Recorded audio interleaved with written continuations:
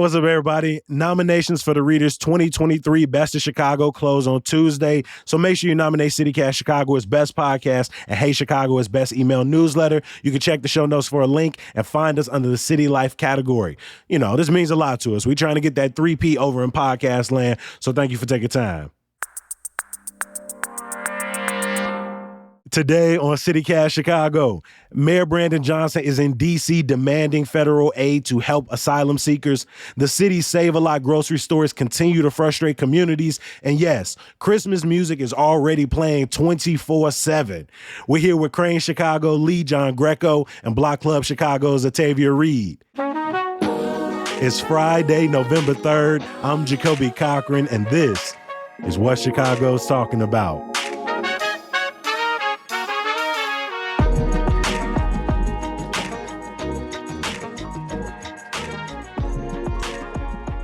Morning, Atavia. Morning, Lee. How y'all feeling? Hey. Good morning. Doing great today. How are you? I ain't out here complaining. I appreciate y'all being here. Before we jump into the conversation, right, we just got out of Halloween, and I want to ask y'all, what's the best costume you saw this Halloween? Whether it was a party, whether it was a parade, something you saw in your neighborhood when the trick-or-treaters was coming through. Lee, I'm going to start with you. What was the best costume you saw this season? Oh, yeah. Well, I live over in Roscoe Village, so there's lots of kids in my neighborhood, tons of kids over on Southport. But I had a laugh the other night because I looked out my window and there were 3 inflatable chickens walking down the street. And it just looked so funny, you know, with the weather and everything. They're just all waddling along. They kind of had their parents or somebody with them shepherding them. So, yeah, that was just great. Gotta love it. I hope they were warm inside that, too.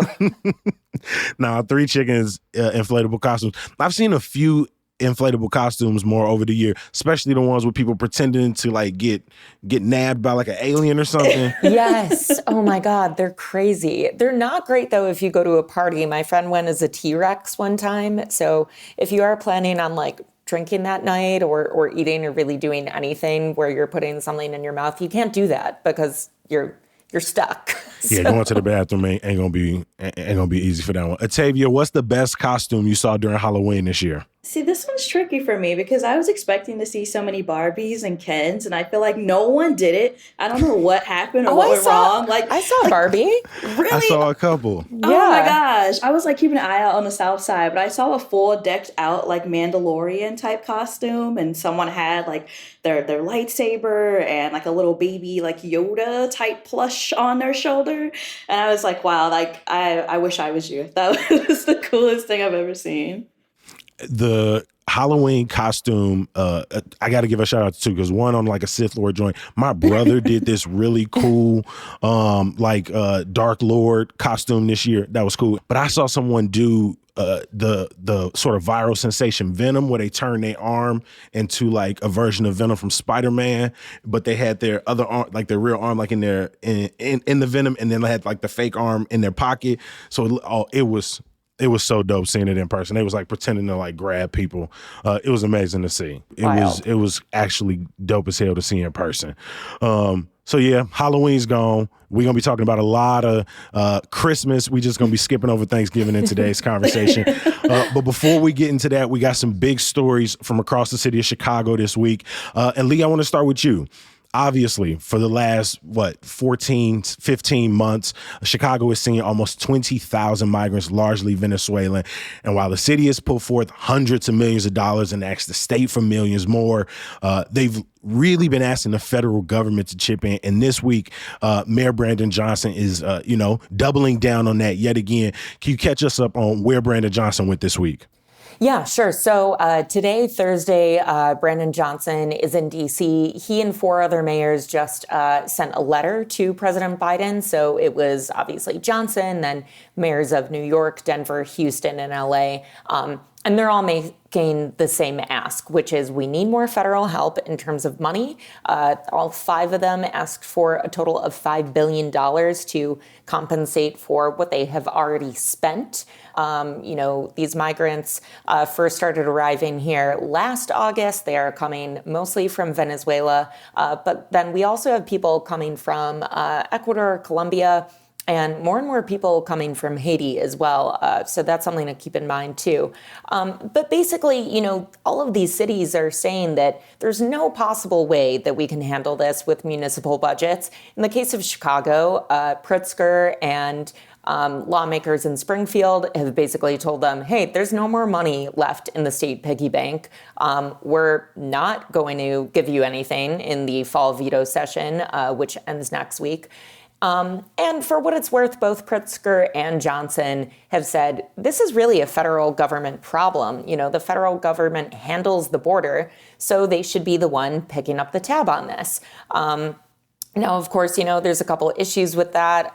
The federal government narrowly avoided a shutdown, and now that deadline is extended to mid-November.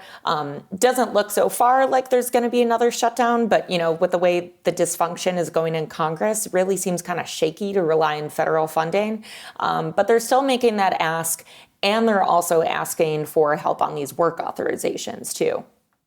Yeah, I mean, in the meantime, in between time, if that money isn't coming from the federal government, isn't coming from the state, what are our alternatives here? One of the areas that the city now seems to be looking at is, Chicago's corporate philanthropy and their other philanthropists. I was covering the City Club event earlier this week, and Beatrice Ponce de Leon, who's the deputy mayor of immigration, basically asked the room, which includes some of those folks, and said, we're reaching out to philanthropists and corporate philanthropy and asking them for help. And I also asked her this, are you doing this because, state funding and federal funding doesn't look like it's coming? Like, are you using this to fill in those gaps? And she said, we're looking at it to fill in those gaps and also help with, some of these mutual aid organizations, which, the mutual aid folks are just kind of like mostly regular folks like us. They're kind of cobbling together clothes and food and just doing what they can. So they want to use some of the money for that. But yeah, it looks like now they're turning to private donors in lieu of, federal money, which doesn't look like it's coming anytime soon. Yeah, this week, all of this felt, it's been urgent the entire time, but as that weather starts to turn and more people arrive, it's clear the pipeline to get people from housing into stable jobs, into their own housing, getting it's a long and cumbersome process, but, finding, like you said, Atavia, a way for them to work together to solve this, at least in the short term, is going to be critical over the next few weeks. Let's stay in our communities. We've been talking about grocery stores on this show a lot, as people across the city have seen grocery stores shutter in their neighborhoods, close immediately. And one company thought to step in to provide help was Yellow Banana, which received nearly $27 million from the city. Atavia, what are we hearing from community members now that expectations of multiple stores improving has been set? Yeah, so something I kind of want to clarify too is that the city approved about, over $13 million for Yellow Banana, and they also received an additional $13 million and private funding, new market tax credits. And when neighbors found out that happened, they thought that a change would begin to occur in their communities. Save-A-Lot is historically known as a store that's not very clean, that doesn't have the best produce, that does not keep their shelves stocked. So when this company entered, it was like, okay, maybe we'll start to see a new day. We'll have an affordable quality grocery store in our community. But even though Yellow Banana doesn't quite have that city funding quite yet, they have set the expectation that they are going to start delivering in these communities. They've promised they're going to renovate the stores, that they're going to have them open time and time again. And what neighbors have seen is that they continue to miss those deadlines. And on top of that, they're also not being transparent with neighbors. You have Alderman Ronnie Mosley in his community. He said he's been trying to work with Yellow Banana to figure out, hey, when is this grocery store on Halsted going to actually open? And they have not been communicating with him. And Auburn Gresham, Carlos Nelson with the Greater Auburn Gresham Development Corporation has been able to interact with Yellow Banana. But, even now he's hearing like, okay, this is being delayed again and again and again. And while he's trying to wait to see what happens, and he's very optimistic because they have been partnering with him, it's just kind of frustrating the neighbors to see that again, they have another company coming into their community and not living up to their promises. For a company so publicly to get this financing or to get promised this financing and to make promises in, Gresham and Pullman and Garfield Park and Washington Park, it really feels that, community members were gaslit out of their protest at the very beginning when they said, we don't trust, the Save a Lot brand period. And we don't believe that, this organization is going to, to make these much needed improvements. When you talk to community members, how are they feeling about the city's response? Yeah, that's a great point. So I spoke with Princess Shaw, who's the founder of Light Up Lawndale, and she's been advocating for a better store in West Garfield Park, where their Save a Lot had a rat infestation and had to close. And it's currently closed right now while Yellow Banana says they might do renovations sometime in the near future. And they said that, Yellow Banana entered the South and West Sides as if they were a raft to someone drowning, when really they should have been entering the community as an active partner, as someone who wanted to work alongside neighbors so that they could receive the things that they need and that they desire. I think the problem right now is that they're not living up to that, and they haven't been for a while now. So community members are wondering where to turn. Do we turn to Yellow Banana that hasn't been transparent? Do we look towards the city, who is also checking their watches and checking their notes to see what Yellow Banana is doing? I think there's just been a lot of there hasn't been a lot of communication, and it's been an issue. I mean, I understand that they rarely talk to people, but had they put out any statements in response to this? No, and I think that that's been kind of a problem as well. Reaching them is very difficult. I will say in Auburn Gresham, initially they held a community meeting there where they brought everyone and they said, we're going to have a reimagined Save a Lot here, which neighbors were very excited about. And in other communities, they've been trying to give Yellow Banana a chance. They want to see a quality grocery store. They want to see a company actually make a difference. But they weren't transparent that, okay, we're actually going to miss the deadline of opening in July. Instead, it's going to be October. They did not meet that deadline. They didn't say that to neighbors either. The same thing kind of happened in Alderman Ronnie Mosley's ward, where they said, we're going to close that store and we're going to begin renovations by the end of August. They didn't do that. So he has to reach out and find out what's going on. So there's just this gap in communication that neighbors have seen time and time again. And while they, from what I've heard, while they want to see a difference, and they want to keep their hopes up, and they want to see a company actually say, fulfill the promises of what they say they're going to do, it's hard to keep that trust and to keep that hope afloat.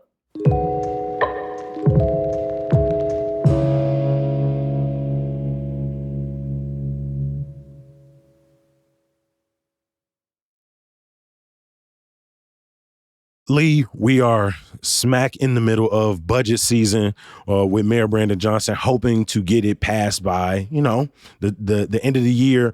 And he got a signature endorsement this week. Can you fill us in? Yeah, so this is a big deal for Brandon Johnson because it comes from the Civic Federation. So they're kind of known as the tax watchdog of Chicago. They're an independent fiscal analysis group, and they're backed by local business leaders.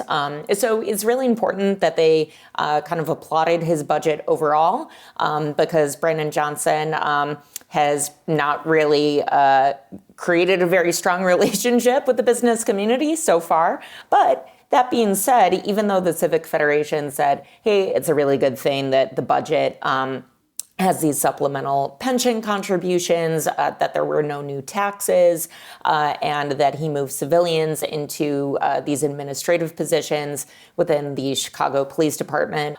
So they applauded that, but then they also said, you guys really have to figure out a different way to, A, fund this migrant crisis, which we touched on before, or rather the response to it, and B, fund these pensions.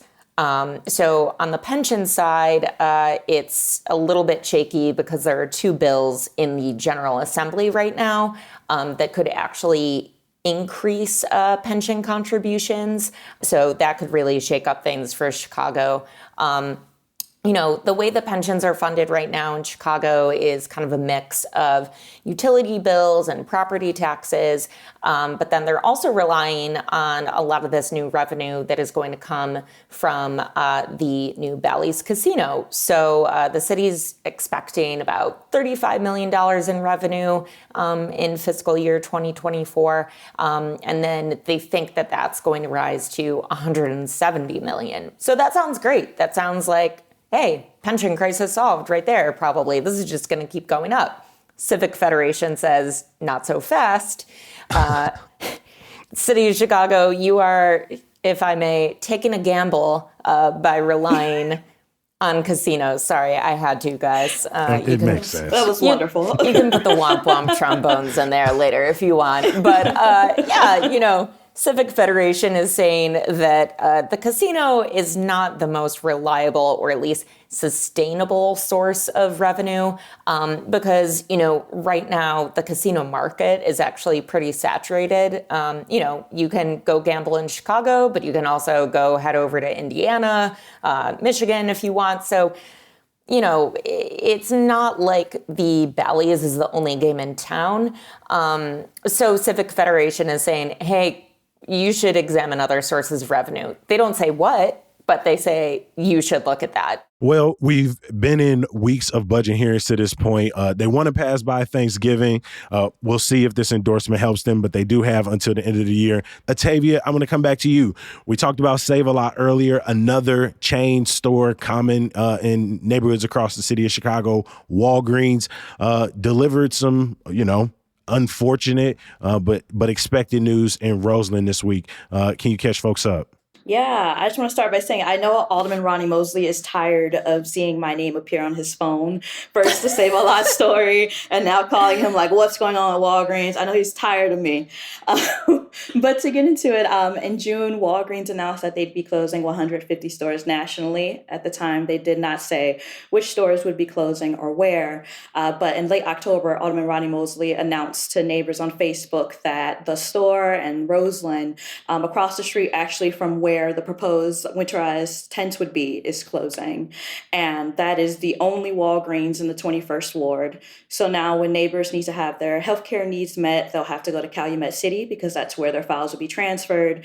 And or they can decide to move it to another Walgreens, say in Beverly, in the 19th Ward or in the 9th Ward. But the problem here is that neighbors no longer have a Walgreens that they can walk to in their community to pick up their prescriptions, to get quick things they might need.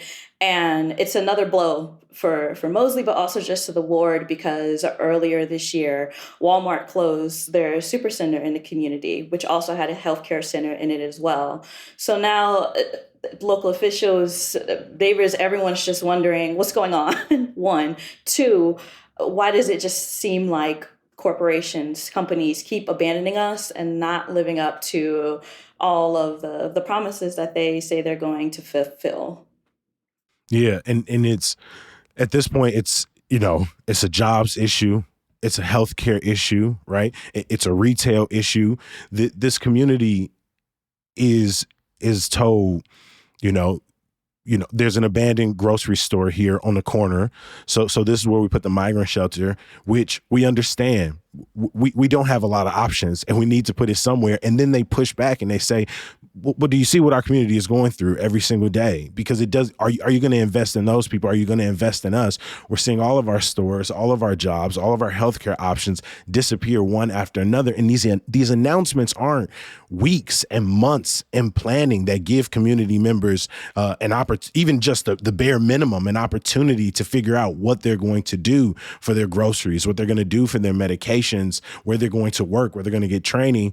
Yeah, you made an amazing point there in mentioning that community members often get told a week, sometimes days in advance, that the store is going to close. They do not have time to prepare. There have been times where they've walked down the street, say the Aldi and Auburn Gresham, where there was just a sign saying the store is now closed, where people were given no notice and told to go to a different community to shop. So I think what they're asking from the city, from their local officials right now, is to either strike up a deal to put something in writing where these stores can't abandon the community with such short notice, where they can't can't either receive city funding or they just happen to, some neighbors are even asking for compensation, just something to be done to guarantee that these stores actually stay in their neighborhoods, and that they also can't use the same excuses they always do, which is, the sales were bad, and or there were so many robberies at the store, which is a common narrative on the South and West Side, but they often don't back that up with percentages or facts. It's just something they throw out there before they close their doors. Walmart, Aldi, Yeah, Save-A-Lot's not Whole Foods. reopening. Whole Foods. Yeah, And we just talking about the last year, it's last year. right? Whole Yeah. Foods was this year? No, Whole Foods was at the very end of last year. That's a good point. It was November 2022 they closed their doors. So I think it's just that you don't even have time to recover. That's the thing. You look left and right, and there's just these abandoned storefronts in the community. And they always, or a lot of these stores open saying, well, we're going to be different. That's always the line. And or we're going to work with you in the best way we can. We're not going to be like those people in the past. And it's like, no matter what, they just seem to leave, and they do it without letting community members know or without fulfilling the goalposts that they set for neighbors.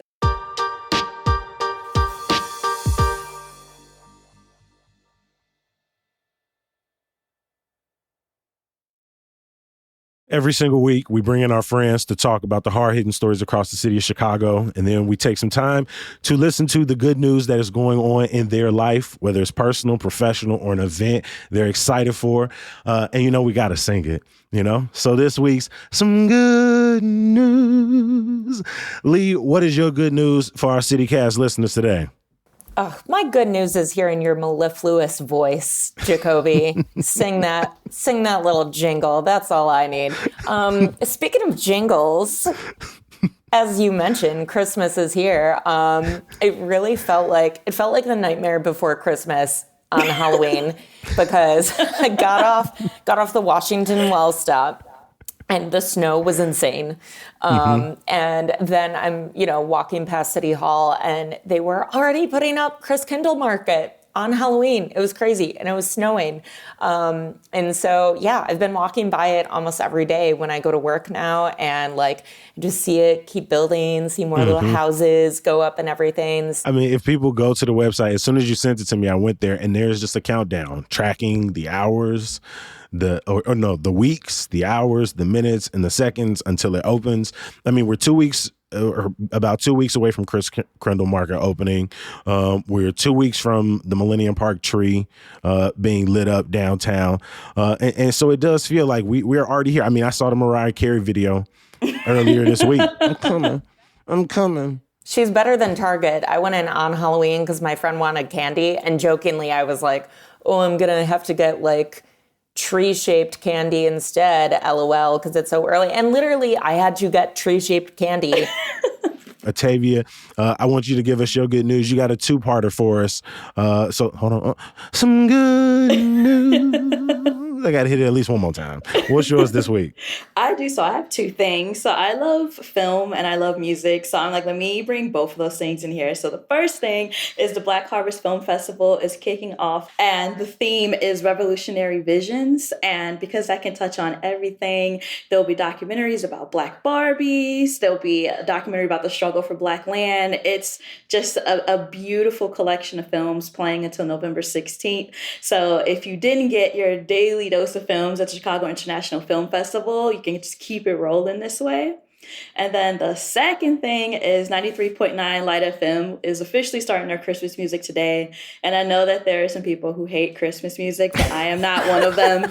I have that's what I call Christmas music 2003 CD. Ooh, CD still.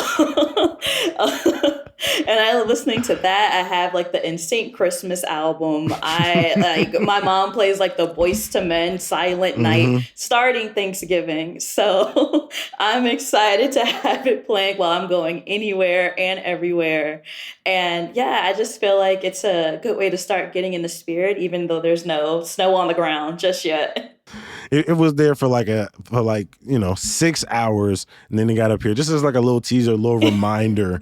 I'm really excited for the Black Harvest Film Fest at the Genius School. We're going to drop a link in the show notes for people. And I'm not one of those people who hates Christmas music, but the idea that November 3rd, it's like, hey, we're here 24/7 until December 26th. That's a hard commit. And they in it to win it. And shout out to all the people who listening, including you, Octavia. Shout out.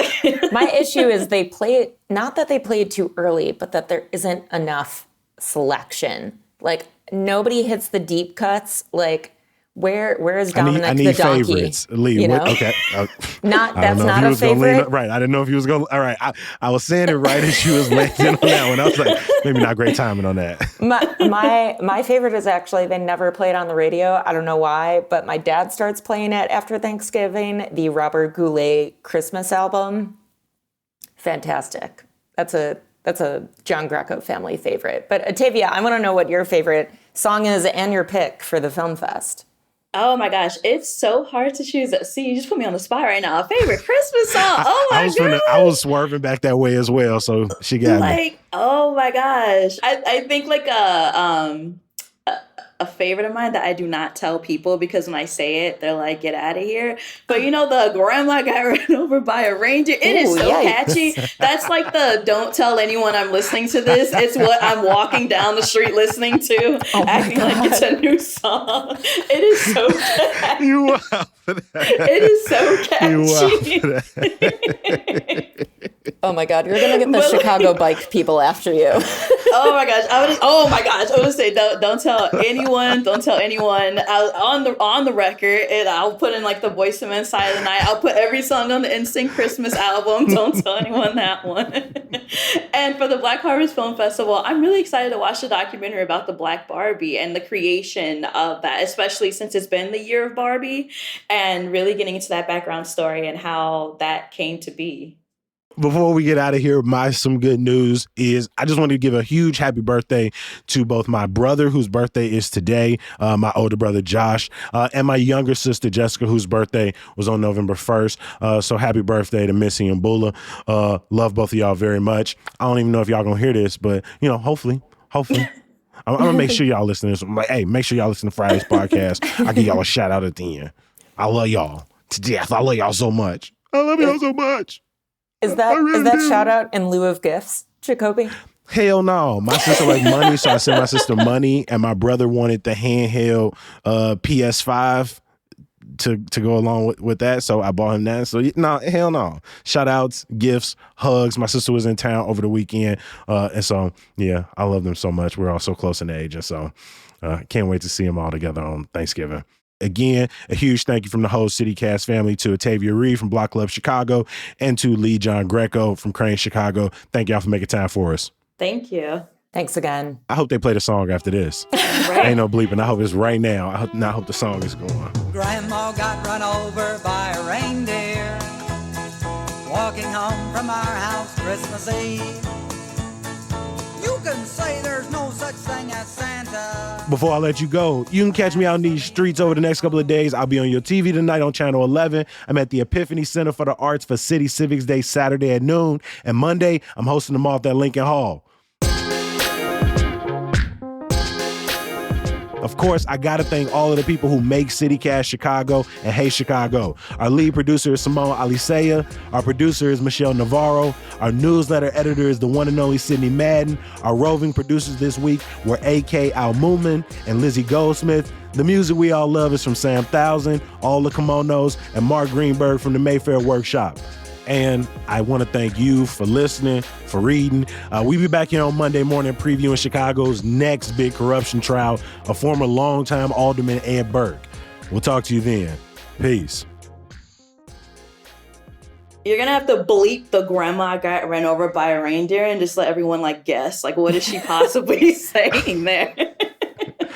That's a good pitch for the producers. We're going to see if they follow through with that one.